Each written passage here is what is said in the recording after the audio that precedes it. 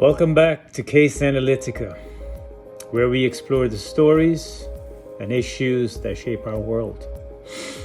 I'm your host, Dean, and today we dive into the topic that's both deeply personal and profoundly political: two-tier justice system in America.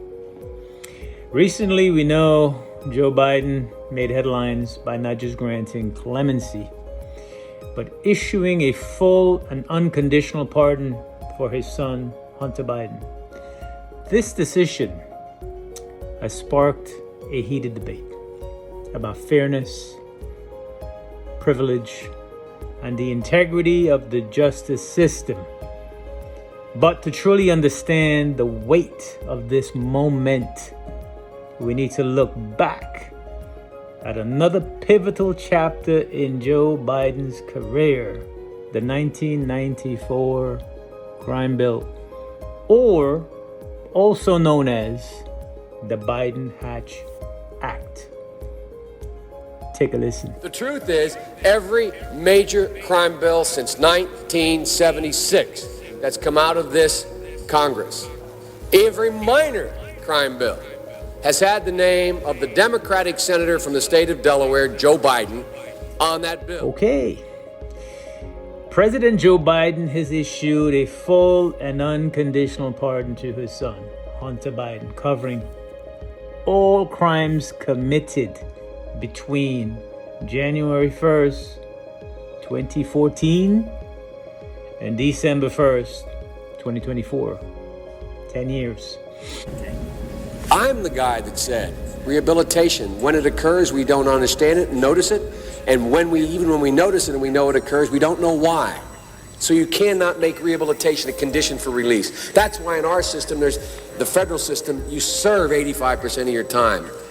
I remember when it was going on, when I was making these arguments in the late 70s, they used to call it Biden's same time for the same crime provision. This decision has reignited discussions about fairness of the American justice system.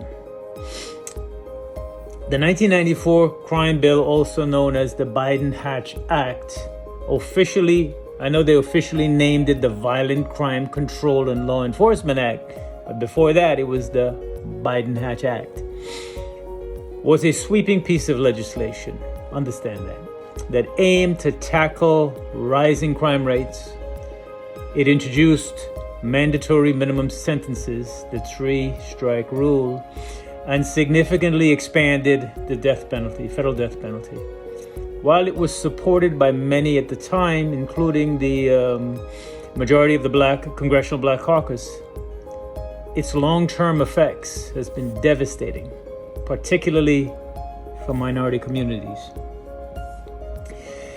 All right, fast forward, and we see a stark contrast.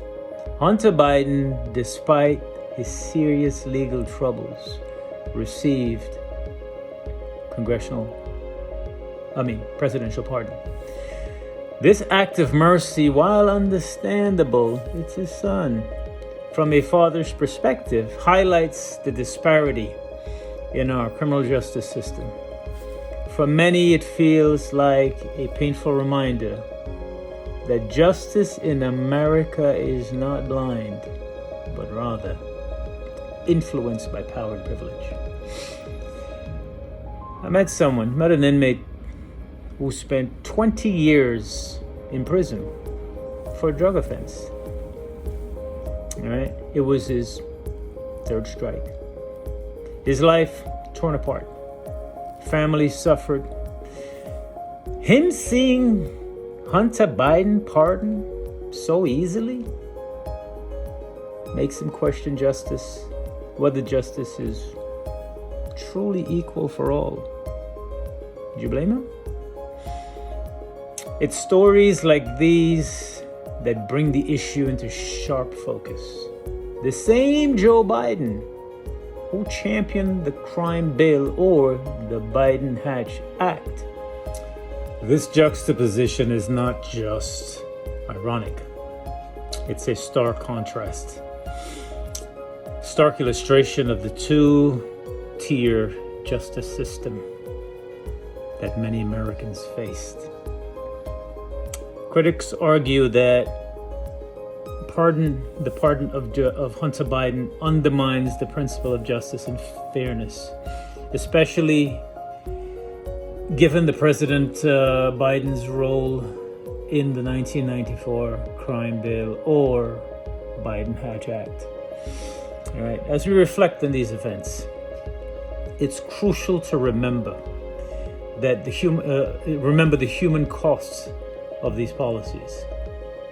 The families torn apart, the lives derailed, and the communities that's left to pick up the pieces. The pardoning of Joe Biden's son, Hunter Biden, is not just a political move. It's a deeply personal decision that has far-reaching implications in our society.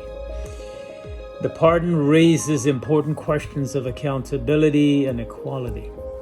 If we are to move forward as a nation, we must address these disparities and work towards a justice system that is fair and serves all Americans. And while Hunter Biden receives a pardon, let's contrast this with the tragic case of Marcellus Williams. Despite St. Louis County prosecuting attorney Wesley Bell's opposition to Missouri executing Marcellus Williams, age 55, for a 1998 killing that he has consistently maintained he did not commit, Marcellus Williams should be alive today, Bell stated. This starkly highlights the disparity between our justice system, where some receives mercy and others face irreversible consequences. Remember the inmate story I told you about, 20 years in prison? His life torn apart for a drug offense because it was his third. All right. Seeing Joe Biden pardoning his son so easily makes him question justice whether it's truly equal for all. In closing, folks, I want to leave you with this thought. Justice should be a right, not a privilege. As we continue to navigate these complex issues, let's strive to uphold a system of fairness and equality for everyone, regardless of their background or connections.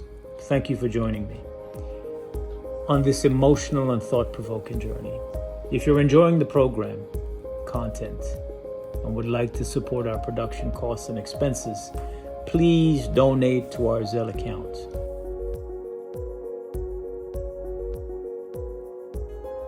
All right, it's on the front screen. Stay tuned for more episodes of Case Analytica, where we continue to explore stories that matter. Until next time, I am your host, Dean, signing off, and stay tuned for our next exciting program. Bye-bye.